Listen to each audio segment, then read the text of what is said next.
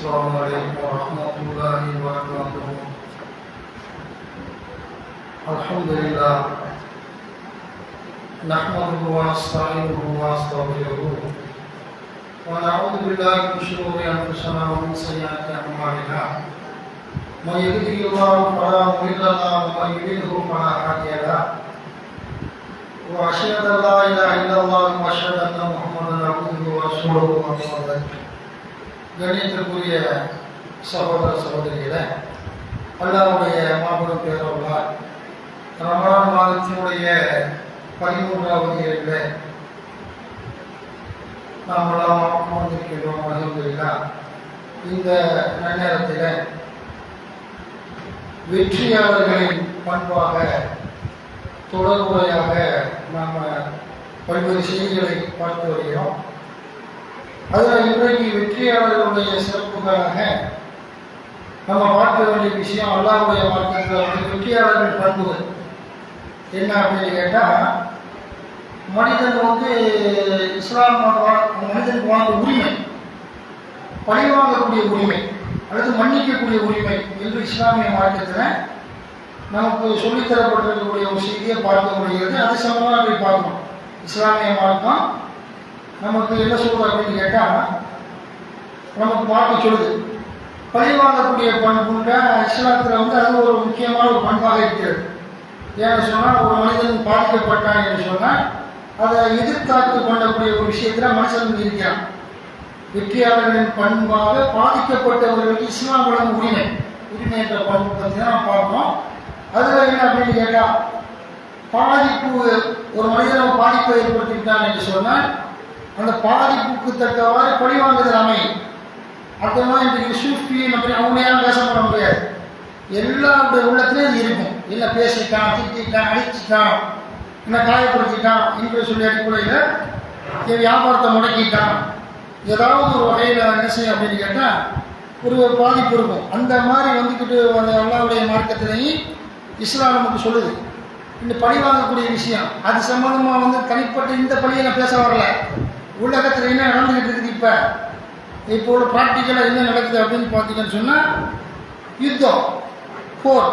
என்ன போர் அப்படின்னு கேட்டால், ஈரானில் உள்ள போர் சம்பந்தமாக வந்து ஆயத்துல்லா கமேனி அவர்களை இஸ்ரேலிய ரவுடி பயங்கரவாத தீவிரவாத அந்த இஸ்ரேலிய இராணுவம் ட்ரம்ப் கீழ்ப்பட மாட்டேங்க, இந்த கீழ்ப்படைய மாட்டேன் இந்த டொனால்டு ட்ரம்பின் மூலமாக ஆயத்துல்லா கமேனி அவர்கள் ஈரானுடைய உச்சகட்ட தலைவர் அவரை கொண்டுட்டாங்க. அப்போ விடுவானா? அடைய தனிப்பட்டு எனக்கு உனக்கு சண்டைன்றாலே நான் அடிப்பேன், நீ அடிப்பான், நான் பேசுவேன், நீ பேசுவா, இப்படின்னு இருக்கும்போது ஒரு ஆட்சியாளர், ஒரு நாட்டையே ஆளக்கூடிய ஒரு ஆட்சியாளருக்கு நீ கொண்டுட்டீங்கன்னா விடுவாங்களா? பிடிச்சி ரவுண்டு கட்டின கட்டில் என்னவா ஆகுது, அப்படியே அந்த மாதிரி திருச்சி போயிட்டாங்க. என்ன ஏன்டா போனோம் அப்படின்னு போயிடுச்சு. எதுக்கு நம்ம ஈரானில் வம்பெடுத்தோம், ஈரான் அதிபரை நம்ம கொண்டோம், குண்டு மலையை போட்டு கொண்டுட்டாங்க அப்படின்னு பார்க்குறோம். எல்லாரும் தெரிஞ்ச விஷயம் தான். இப்போ இந்த பழி வாங்குற விஷயம் இவங்க என்ன செய்கிறாங்க, புது தலைவர்கள் தேர்வு செய்யப்பட்டு பழி வாங்கக்கூடிய ஒரு தன்மையை பார்க்குறோம். இது இஸ்லாத்தில் உள்ளதெல்லாம். இது அல்லாஹ்வுடைய மார்க்கம். நம்மளா வம்புக்கு போகக்கூடாது, நம்மளா வம்பு தும்புக்கு போகக்கூடாது. ஒரு மாட்டிக்குவோம் சின்ன மாட்டி வச்சுக்கணும் வந்து அப்போ என்ன அப்படின்னு கேட்டால், நம்ம வம்புக்கு வந்துட்டான்னு வைங்க, தேவையில்லாமல் வந்தால் அதை அடிக்கணும். எல்லா சட்டமும் இருக்குது உலகத்தில். எல்லா நாட்டும் குப்பை நாடு இருந்தால் கூட, பெரிய பெரிய நாடுகளாக இருந்தால் கூட எல்லா நாட்டிலையுமே அந்த சட்டம் இருக்குது என்று சொன்னால் அதைத்தான் இஸ்லாம் சொல்கிறது. அதை மாட்டிக்கிடு, கொஞ்சம் வெயிட் பண்ணுங்க. அந்த இது மைக்கில் உள்ள இது கீழே விழுந்துருச்சு, அந்த ப்ரெஸ் மைக்கில் உள்ள அந்த பஞ்சு நல்லா மாட்டிட்டியா? அந்த மாதிரி விஷயத்தில் என்ன செய்யறாங்க அப்படின்னு கேட்டால், அதுக்கு தான் அவங்களுக்கு பழி வாங்குது. அவன் மகன்லாம் பொறுப்பேற்றிருக்கிறார். ஈரானினுடைய அதிபர் ஆயத்துல்லா கமேனியினுடைய மகன் பொறுப்பேற்று அடிக்கிற அடி இருக்குத, அப்படி பயந்து நடுங்கிறான். இப்போ இஸ்ரேல் எல்லாம் சொல்லுவாங்க, இப்போ இதுக்கு முன்னாடி பயந்து நடுங்கிறான், பேச்சுவார்த்தைக்கு கூப்பிடுறான். எப்போ வருவாங்க? இந்த யூத பயங்கரவாதிகளும் கிறிஸ்தவ பயங்கரவாதிகளும் நசராணிகள் யூதர்கள் எப்போ கூப்பிடுவாங்க? தோத்து போயிடுவான். எப்போ பேச்சுவார்த்தை கூப்பிடுவான்? அடி நம்ம தாங்க முடியாது என்ற அடிப்படை வந்த பிறகுதான் பேச்சுவார்த்தை கூப்பிடுவாங்க. வாங்கண்டு எடுங்க, நம்ம ஜெயிச்சிருவோம்னு வச்சுக்கிறீங்களேன். ஈரான் எங்க இஸ்ரேலோ அமெரிக்காவோ ஜெயிச்சு விடுவோன்றத பேச்சுவார்த்தை கூப்பிட மாட்டாங்க. அடி பயங்கர அடி, அந்த அளவுக்கு நொறுக்கி இது பண்ணிட்டாங்க. அந்த மாதிரி என்ன செஞ்சாங்க? ஏவுகணைகளில் இருந்து மிகப்பெரிய முறையில் வெப்பன்ஸுகளை வைத்துக்கொண்டு அணுவாயுதங்களை வைத்துக்கொண்டு தாக்குதல் நடத்தின பிறகு டெல்லி இஸ்ரேல்லாம் அழிஞ்சு போயிடுச்சு. அப்போ அந்த சுடுகாலை சொல்லிட்டார், சுடுகாலாகியவன்ட்டார் புதிய அதிபர். சுடுகாலாக மாற்றப்பட்டது, பேச்சுவார்த்தைக்கு வாங்க கூப்பிடுறான் அப்படின்னு சொன்னால் பார்க்குறோம். இது சம்பந்தமா இது வந்து பழிவாங்குதல் இஸ்லாத்தில் உள்ளது. அல்லாஹ்வுடைய மார்க்கத்தில் 2 நிலை. பழி வாங்குவது இஸ்லாத்தில் உள்ள நிலை. பாதிக்கப்பட்டவன் மன்னிப்பது அவனுக்கு உரிமை வழங்கு இஸ்லாம். நீ மன்னித்தால் பெருந்தன்மை, இழப்பீடு வாங்கி கொண்டு மன்னிக்கலாம். கொலை பண்ணிட்டான், கொலை பண்ணிட்டான், பிள்ளை உடைச்சிட்டான், கையை உடைச்சிட்டான், ஏதோ ஒரு பாதிப்பு ஏற்படுத்திட்டான் என்று சொன்னால் மன்னித்து இழப்பீடு வாங்குவது இஸ்லாத்தில் உள்ளது. நீங்கள் மன்னிக்காம அடிப்பதற்கு இஸ்லாத்தில் இருக்கு. இஸ்லாத்தில் நீங்கள் திருப்பி அடிக்கலாம், நீதிமன்றங்களை வழக்கு தொடரலாம். ஒவ்வொரு நாட்டின் சட்டத்தின்படி நீங்கள் நீதிமன்றங்களை வழக்கு தொடர்வது அது இதெல்லாம் இஸ்லாத்தில் உள்ள ஒரு நெறிமுறையாக இருக்கிறது. அப்படி நம்ம பார்க்குறோம். அதுபோல் அல்லாஹ் குர்ஆன்ல சொன்ன மன்னிக்கக்கூடிய தன்மையை அதையும் நம்ம பார்க்கணும். முதல்ல அல்லாஹ் குர்ஆன்ல யூசுப் நபி விஷயத்தில் பேசலாம். நபி யூசுப் நபி அவர்களுடைய விஷயத்தில் அல்லாஹ் பேசும்பொழுது பிள்ளை யூசுப் நபியை கொண்டு போய் சகோதரர்களெல்லாம் கொண்டு போய் போடுறாங்க இல்லை பாலாங்கணத்தில். பெரிய ஒரு ஆட்சியாளர் தூக்கிட்டு போய் மன்னர் தூக்கிட்டு போய் பெரிய ஒரு பொறுப்புக்கு வந்துடுறாங்க யூசுப் நபி. அந்த விஷயம் பூமியின் கருவூலங்களின் அதிகாரியாக ஏன்னா இந்த மினிஸ்டர் ஃபைனான்ஸ் மினிஸ்டர்ங்கிற மாதிரி பொருளாதார மினிஸ்டர் ஆகிடுறாங்கன்னா அப்போ கடைசியில் கண்டுபிடிச்ச நம்ம சகோதரர்கள்லாம் தெரிஞ்சிடும். 10-15 பேர் போவாங்க உணவு பண்ண மாட்டதுக்காண்டி கொஞ்சம் உணவு உணவுகளை வாங்கிட்டு வர்றது. அப்படி யூசுப் நபி தான் அந்த சக்கரவர்த்தியாக இருக்கிறாங்க. அந்த உணவு பாதுகாப்புத்துறையுடைய மன்னராக அந்த பொறுப்பாளராக இருக்கிறாங்க. அப்படி இருக்கக்கூடிய நேரத்தில் மந்திரியாக இருக்கும் பொழுது அப்போ மன்னிக்கிறாங்க. தெரிஞ்சு போச்சு. எப்படி தெரிஞ்சு போச்சு? நம்ம சகோதரர்கள் தான் வந்திருக்கிறாங்கன்னு தெரிஞ்சு போய் அதை பற்றி எல்லாம் பேசலாம். 12:92 கால லா தஸ்ரீப அழைக்கும் முடியும் எதற்கும் பகவா அருகாமூர் ஆகினேன். இன்று உங்களை பழிவாங்குதல் இல்லை சொல்றார். உங்களை அல்லாஹ் மன்னிப்பான், அவன் கர்மையாளர்களை சிறந்த கர்மையாளன் என்று அவர் ஈசுப் கூறினார் என்று அல்லாஹ் சொல்லலாம். மன்னிக்கும் பழிவாங்கவும் செய்யலாம். ஈசுப் நபி நினைச்சா என்ன கொலை பண்ண கொலை மூர்த்தி பண்ணிக்கிறா, கொலை செய்வதற்கு கொண்டு போட்டி அண்ணன் தம்பியோ இந்த பாலாங்கிணத்துல தண்ணி மட்டும் இருக்காது, பாலாங்கிணறு அப்படி கொலை வாங்க செய்வதற்கு அனுமதி மன்னிச்சுட்டாங்க. அப்படி குரான் எல்லாம் சொல்லி காட்டும் விஷயத்தை பார்க்கணும். அதுபோல குரான் சொல்றாங்க 229 வழக்கும் பிலிக்கு சாதி ஹயாத்தியா உளில் அல்பாபில் அல்லவும் தத்தக்கும். அறிவுடையவரே, பழிக்கு பழி வாங்கும் சட்டத்தில் உங்களுக்கு வாழ்வு உள்ளது. அல்லாஹ் சொல்றான். இந்த சட்டத்தினால் கொலை செய்வதிலிருந்து விலகி கொள்வீர்கள். ஒரு கொலை பண்ணிட்டானா அந்தந்த எந்த நாட்டில் வாழ்றோமோ அந்த வழக்கு தொடரணும். அந்த ஆட்சியாளர்கிட்ட கொண்டு போகணும், போலீஸில் போகணும், நீதிமன்றங்களை நாடணும். இப்படி நாடே நமக்கு தண்டனை வாங்கி கொடுக்கணும் ஆதாரங்களின் அடிப்படையில். அந்த மாதிரி செஞ்சதை மட்டும் சொன்னால் இப்போ இஸ்லாம் சொல்லுது கொலைக்கு கொலை, கண்ணுக்கு கண்ணு, பல்லுக்கு பல்லுன்னு சொல்லி இஸ்லாம் சொல்லுது. அந்த சட்டத்தில் உங்களுக்கு வாழ்வு இருக்கிறது, உங்களுக்கு பாதுகாப்பு இருக்கிறது, உயிருக்கு அச்சுறுத்தல் கிடையாதுன்னு மார்க்க நமக்கு சொல்லக்கூடியதை பார்க்கிறோம். இப்படியும் அல்லாஹ்வுடைய மார்க்கத்தை நமக்கு சொல்லித்தரக்கூடிய விஷயத்தை குர்ஆன் போதிக்கக்கூடியது பார்க்கிறோம். அதுபோல் அல்லாஹ் திருமுறை குர்ஆன்ல பல இடங்களை நம்ம சொல்லி காட்டுகிறான். குர்ஆன்ல யா அய்யுஹல்லதீன ஆமனூ குத்திப அலைக்குமுஸ் சியாமுல் கத்ரா அல்-ஹுர்ரு பில்-ஹுர்ரி வல்-அப்து பில்-அப்தி வல்-உன்ஸா பில்-உன்ஸா ஃபமன் உஃபிய லஹு மின் அகைஹி ஷைஉன் ஃபத்திபாஉன் பில் மஅரூஃபி வஅதாஉன் அலைஹி பிஹ்சான் ذلك تخفيف من ربكم ورحمة فمن اعتدى بعد ذلك فله عذاب أليم. இப்போ நான் சில ஆதாரமாக வீடியோவை காட்டுவேன். ஃபேஸ்புக்கில் உங்களோட மட்டும் பேசலை, சமூக வலைதளத்தில் பேசிகிட்டு இருக்கேன். அப்போ அதனால குர்ஆன் சொல்லி காட்டுறான். 2வது அத்தியாயத்துடைய 178வது வசனம். நம்பிக்கை கொண்டவரே, கொல்லப்பட்ட சுதந்திரமானவனுக்காக கொலை செய்த சுதந்திரமானவன் எவன் சுதந்திரமானவன் கொண்டுட்டான் அப்போ வந்து கொலை அவனுக்கு பழிவாங்க இருக்குது. கொலை செய்த நம்பிக்கை கொண்டவரை கொல்லப்பட்ட சுதந்திரமானவனுக்காக, கொலை செய்த சுதந்திரமானவன் உயர்ந்த ஜாதிக்காரன் கொண்டுட்டான், பழிவாங்க வந்திருக்கிறான், உயர்ந்த ஜாதிக்காரன் கொண்டு அவனை போட்டு தள்ளு. இஸ்லாமிய அடிப்படையில் இஸ்லாமிய சட்டம் பழிவாங்கும். அந்த மாதிரி வந்து சுதந்திரமானவனுக்காக சுதந்திரமானவன், கொல்லப்பட்ட அடிமைக்காக கொலை செய்த அடிமை, கொல்லப்பட்ட பெண்ணுக்காக கொலை செய்த பெண் என்ற வகையில் கொல்லப்பட்டோருக்காக பழிவாங்குவது உங்களுக்கு கடமையாக்கப்பட்டுள்ளது. கொலையாளிக்கு கொல்லப்பட்டவரின் வாரிசாகிய அவனது கொள்கை சகோதரன் மூலம் ஏதும் மன்னிக்கப்படுமானால் நல்ல முறையில், நல்ல விதமாக, அழகிய முறையில் அவனிடத்தில் இழப்பீடு காசு பணத்தை வாங்கிட்டு மன்னிச்சு விட்டுருங்க எல்லாம் சொல்றான். இது உங்கள் இறைவன் எளிதாக்கியதும் அருளமாகும். இதன் பிறகு யாரையும் வரமுடியினால் அவருக்கு பின்புறுத்தும் வேதனை உண்டு அப்படின்னு நான் சொல்றான். காசு பணம் வாங்கி இழப்பீடு வாங்கி திரும்ப போட்டு தரலாமா? அப்போ நரகத்துக்கு போய் நல்லா எச்சரிக்கை விஷயத்தை பார்க்குறோம். இப்படி போனால் கண்ணுக்கு கண்ணு பண்ணுக்கு பண்டுன்னு அந்த சட்டம் இருக்குது. அதுபோல மேலே இந்த வசனத்துக்கு ஒரு சட்டம் இருக்குது. இந்த வகையில் தான் நம்ம செய்யறாங்க. ஈரான் பழிவாங்க தேச சும்மா எனக்கு காலை விட்டாங்க, அவன் நினைச்சுக்கிட்டான் அவ்வளோ வெப்பன்சில் வச்சுருக்கான் ஈரான் அல்லாவுடைய அருளான. இப்போ அவன் இருக்கிறாங்களோ தெரியல. பெஞ்சமின் அவங்க செத்து போயிட்டான்.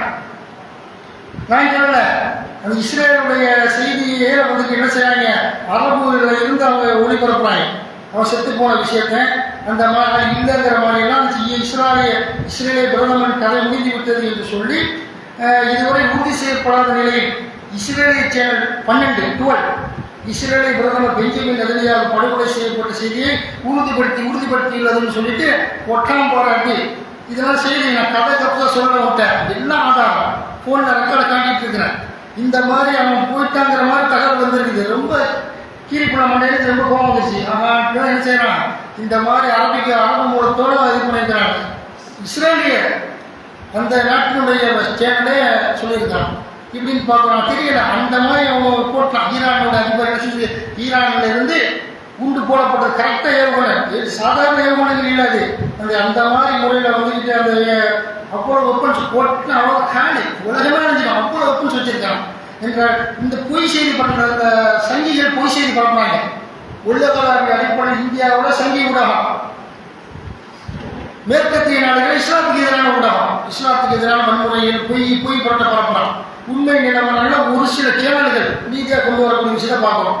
இந்த மாதிரி அவருடைய விஷயத்தமாக வந்து சொல்லக்கூடிய விஷயத்தை பார்க்குறோம். இப்படி வந்து நிறைய என்ன செஞ்சிருக்காங்க, அந்த பழிவாங்கக்கூடிய விஷயத்தை இஸ்லாம் சொல்லி இது பழிவை மன்னிக்கிறது ஒரு வகை. எனக்கு எனக்கு சண்டை மன்னிச்சிடலாம். இல்லை ஒரு நாட்டு அதிபரை கொண்டு போனால் இப்படி மன்னிப்பான் அப்படி பார்க்குறோம். அந்த நாளை முடிக்கிட்டு பழி வாங்கக்கூடிய விஷயத்தை பார்க்குறோம். இஸ்லாத்தில் சொல்லித்தரப்பட்ட ஒன்று தான். அதுபோல இவர்களுடைய அணு ஆயுதங்கள்லாம் எப்படி, அதுபோல சவுதி அரேபியா எவனா சப்போர்ட் பண்ணுறானோ அதையெல்லாம் தாக்குறான். ஈரானில் போடக்கூடிய அந்த வெப்பன்ஸ் இருக்குது அணு ஆயுதங்கள், எதிர்பார்க்காத அணு ஆயுதம். நீ ஃபேஸ்புக் எல்லாரும் பார்ப்பீங்க டிவியில், அந்த நினைச்சு பார்க்க முடியாத அளவுக்கு தாக்குதல். அந்த அளவுக்கு பார்க்குறோம். அராம்கோ தாக்குதல், உலகின் மிகப்பெரிய எண்ணெய் சுத்திகரிக்கக்கூடிய நிலையமான சவுதி அரேபியாவில் உள்ள அராம்கோ எண்ணெய் சுத்திகரிப்பு நிலையம் தாக்கப்பட்டுள்ளது. குடிச்சு எல்லாத்தையும் நின்றான். ஐயா அதை சவுதி அரேபியாவில் எண்ணெயை தாக்கிட்டான். அதுபோல எவ்வளவு நாடுகள் அவனுடைய இராணுவம், அமெரிக்காவினுடைய இராணுவ தளங்களில் இருக்கக்கூடிய ஒரு 8-10 நாடுகளை என்ன செய்யலாம், வெறியில் அடிக்கிறான். எங்கள் வாப்பா கொண்டு குட்டியில் ஒரு நாட்டினுடைய ஈரான் அதிபரை கொண்டு குட்டிகளை என்று சொல்லி வெறியில் அடிக்கக்கூடிய விஷயத்தை பார்க்குறோம். எங்களுக்கு பார்க்குறோம். இஸ்ரேல் பிரதமர் அலுவலகத்தை குறிவைத்து ஏவுகணை விட்டாங்க. இஸ்ரேல் பிரதமரின் அலுவலகத்தை குறிவைத்து நீனா கிழமை நானே என்று சாவ போகிற கிழமை இளைஞர்கள் தாக்கு பிடிச்சி எந்த இளைஞர்களையும் அனுப்பிட்டாலும் தாக்கணும். வெப்பன்ஸாக தாக்கு பிடிக்க முடியாது. அலுவலகம் கொண்டு ஓடி போயிடுவான், துப்பாக்கி கண்ணா ஓடிடுவான். அணுகுண்டு போகிறான் எப்படா போலப்பா என்ற அடிப்படையில் வந்துக்கிட்டு நீ வயசான கிழமை, நீ கொஞ்சமாக இணையச்சத்தோடு வாழ்க்கை சாவணும். எல்லா வன்முறை ஏற்படுத்தி காசா மக்களை கொண்டு குவித்து அப்படியே பார்க்கக்கூடிய காசா சிறுவர்கள் சிறுமிகளாக கொண்டு போட்ட குண்டு காசாவை கொண்டு போய் அடித்தாங்க. காசா மக்கள்லாம் கொண்டு பார்க்க மாட்டேங்கிறான், பெருநாண்டு பார்க்க மாட்டேங்கிறான், இஸ்லாத்தில் சொல்லப்பட்ட நல்ல நாள் பெரிய நாண்டு பார்க்க மாட்டேங்கிறான். இபாதத்துக்கல்ல அப்படிதான் செய்யணும். முஸ்லீம்களுக்கு எதிராக செய்யக்கூடிய இந்த கலவர கபோதிகளுடைய வேலை அப்படி இருக்குது. அந்த மாதிரி இந்த பிள்ளை உணவு இல்லை, தங்குமிடமில்லை, வசதி வாய்ப்புகள் இல்லாமல் காசாவில் எவ்வளவு அந்த மக்கள் சின்ன பிள்ளை லட்சக்கணக்கான பிள்ளையை கொண்டாங்க. இதெல்லாம் நம்ம ரத்த கண்ணீர் வடிக்குது. புள்ளி மருத்துவமனைகள், பள்ளிக்கூடங்கள் காசாவை அடித்தாங்க. இப்போ ஈரானே பள்ளிக்கூடத்தில் போனால் ஆயிரக்கணக்கான பேர் கொண்டுட்டான். பொய் செய்தி சொல்லலாம் 40-50 பேர்லாம் இல்லை, 1000க்கு மேலே கொண்டுட்டாங்க. இப்படி பார்க்குறோம். இது சொன்னால் இப்போ யூரோப்பில் போட்ட போடல ஈரான் அடிக்கிற அடியை பார்த்து குலவெளியில் இருக்கிறான். எங்காலும் காலம் அடிச்ச அளவுக்கான பார்க்கக்கூடிய விஷயம். இன்னும் எப்படியோ பதிலாம் போடுறாங்க. எப்படி பதிலாம் போடுறாங்க? ஈரான் நாடகத்தை காட்டுகிறது உலகத்தில். பயிலோடு நமக்கு பயிலோடு பார்த்தாதான் இஸ்லாமிய பயிலோடுக்கு அந்தந்த காட்சிகளை எடுத்து காட்டி ஈரான் நாடகத்தை காட்டுகிறது. யாருக்கு? அமெரிக்காவுக்கும் இஸ்ரேலுக்கும் நாடகத்தை காட்டுகிறது என்ற அடிப்படையில் அப்படி இந்த அந்த இஸ்ரேல்ல மூத்திரம் கட்ட ஓட்டமாக அந்த அளவுக்கு எல்லாத்தையும் கபடிப்படி ஆக்கிடுச்சு. ஆப்பிரிக்கா நீங்க பெரிய பெரிய கப்பல்லாம் அடிச்சு விட்டாங்க. இப்போதான் நான் பேச்சுவார்த்தை சொல்றேங்கிறான். நெதன்யாஹூ செத்து போட்டா ரொம்ப அதான் நான் சொல்லல, நியூஸ்ல வருது. என்ன நிலைமை இன்னும் அவங்க தரப்புல அறிவிக்கணும். ஈரான் தரப்புல அறிவிச்சுட்டான் ஆளை போட்டுட்டான், ஆளை காணாண்டு. அந்த மாதிரி இனிமே அவங்க தரப்புல இருந்து எப்போ கொண்டு வரான்னு தெரியல. உசுரோட இருந்தால் தான் லைவ்ல வரவே இல்லை. ஒரு வீடியோ வெளியிடலாம்ல தேதியை சொல்லி. இந்த தேதி சொல்லாமாங்க 2ஆம் தேதி 3வது மாதம் 2026 ஆண்டு உயிரோடு இருக்குன்னு சொல்லலாம்டா. இல்லை அவன் இல்லைங்கிற மாதிரிலாம் அப்படி நம்ம சொல்லலை. வலைதளங்களில் அந்த ஃபோட்டோக்களை எடுத்து போட்டு மக்கள் சொல்லக்கூடிய விஷயத்தை பார்க்குறோம். ஈரான் சொல்கிறாங்க அடித்தோம், ஆனால் இருக்கிறவா இல்லைன்னு தெரியலங்கிற அளவுக்கு அடியாக இல்லைங்கிற அளவுக்கு ஈரான் சொல்லி இஸ்ரேலினுடைய ஒரு பத்திரிகை ஒரு செய்தி சேனலில் அவங்களுக்கு ஆதரவு காட்டினாங்க முன்னாடி. அந்த சேனலில் அரபியில் போட்டு கத்தலை அவங்க ஆளை கும்பிட்டாங்கிறவங்க ஆலோசனை போட்டு விட்ட செய்தியெல்லாம் பார்க்க முடியுது என்று சொன்னால் இஸ்லாமிய மார்க்கம் தான். அதுபோல் எல்லாருடைய மார்க்கத்தில் இப்படி நம்ம பங்குக்கு ரசூலா பத்தின போர்க்கா போனாங்க. நபிகள் நாயகம் ஸல்லல்லாஹு அலைஹி வஸல்லம் பத்ர், உஹது, ஹந்தக் எவ்வளவோ சந்திச்சாங்கல்ல. ரசூல்லா போனாங்களா இங்கே வந்தாங்களா? இவ்வளோ மக்கள் பணம் எடுத்துக்கொண்டு என்ன செய்ய பத்ருக்கு வந்தார்கள், உஹதுக்கு வந்தார்கள், ஹந்தக்கு வந்தாங்க. சொந்த நாட்டில் பண்ணி விட்டா அவர் போயிட்டார். முகமது நபி சகாபாக்கள் இருக்கிறவர்கள் அயோக்கிய கீழே நாய்கள் பக்கத்து காஃபியர்கள் இருக்காம வரலாம் மதினாவுக்கு. மதினாவில் இஸ்லாமிய ஆட்சி இஸ்லாமிய சாம்ராஜ்யம் அமைந்த பிறகு பத்ரெண்டு வரலாம், உகதுண்டு வரலாம், ஹந்தக்கு வரலாம், மூத்தாப்பு வரலாம். எவ்வளவோ இஸ்லாமிய யுத்தம் வந்தாலும் ரசூலா போனாங்க. இங்க வந்தாங்க இந்த ஷெய்தா வரும்போது ரசூலா வருவாங்களா? அல்லாவுடைய கட்டளை திருப்பி அடி. நபிகள் நாயகமே எவன் போருக்கு வந்துட்டானோ கை கட்டி வெளிக்க பார்க்காதீங்க. நபிகள் நாயகமே போரில் புறம்புக்கிட்டு ஓடக்கூடாதுன்னு ரசூலா அறிவிக்கிறாங்க. குரான் அடிக்கவா திருப்படி.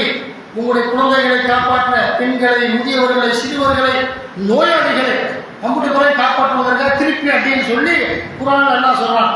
அந்த போருக்கு வரவன்ட்ட பொதுமக்கள்கிட்ட இல்லை, போருக்கு வரவனாட்டி பார்க்க சொல்லுது. அந்த மாதிரி என்ன செய்யப்படுது சொல்லித்தரப்பட்ட விஷயத்தை பார்க்கணும்னு சொன்னா நபிகள் நாயகம் அவங்களாம் வந்தாங்க சொல்ல அடித்தார்கள் என்ற விஷயத்தை பார்க்க போருக்கு போனாங்க.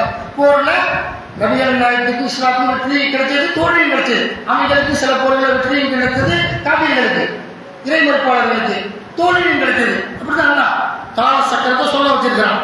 அந்த மாதிரி பார்க்கிறோம். அந்த மாதிரி வெற்றி தோல்வி எல்லாருடைய கீழே பயங்கரமான முறையில் இவங்களுடைய ஆணவ கொட்டையில் அடக்கிறான். ஈரானை பொறுத்த வரைக்கும் இவருடைய ஆணவங்கள் கொட்டையில் அடக்கப்பட்ட விஷயத்தை பார்க்கிறோம்.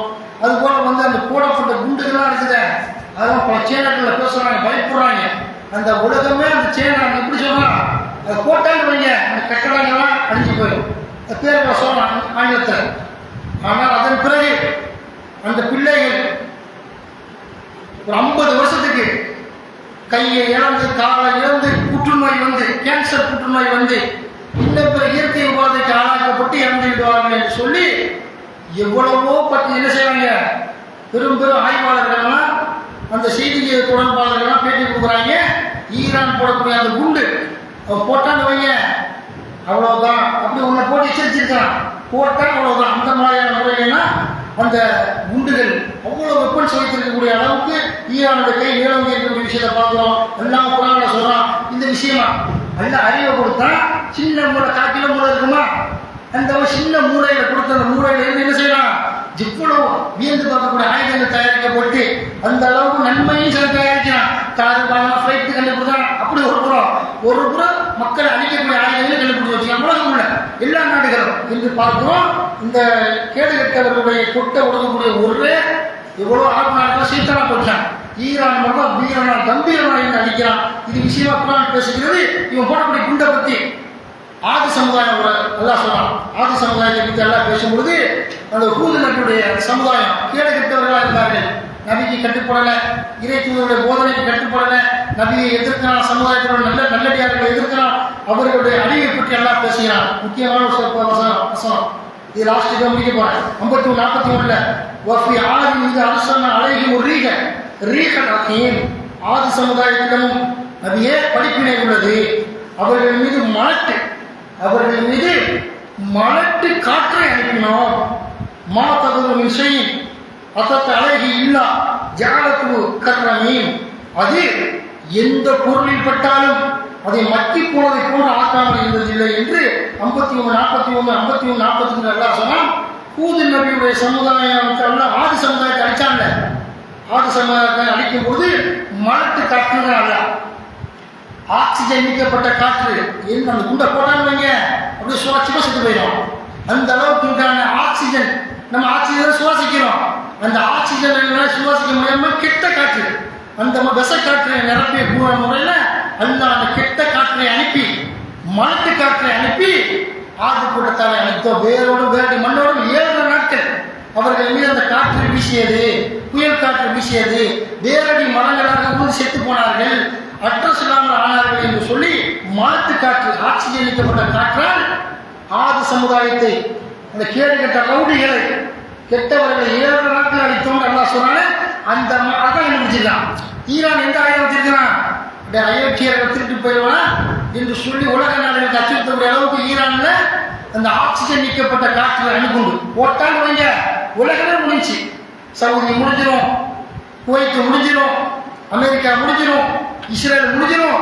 அவ்வளோ பெரிய வெப்பன்ஸ் வச்சிருக்கான். இனி விடமாட்டான் என்று உணர்ந்து கொண்டு இன்ஷா அல்லாஹ் இது தொடர்பாக இந்த போரில் ஈரான் வெற்றி பெற வேண்டும் என்று அல்லாஹ்விடம் துஆ செய்து கொண்டு இந்த பயானை நிறைவு செய்கிறேன். அஸ்ஸலாமு அலைக்கும் வரஹ்மத்துல்லாஹி வபரகாத்துஹு.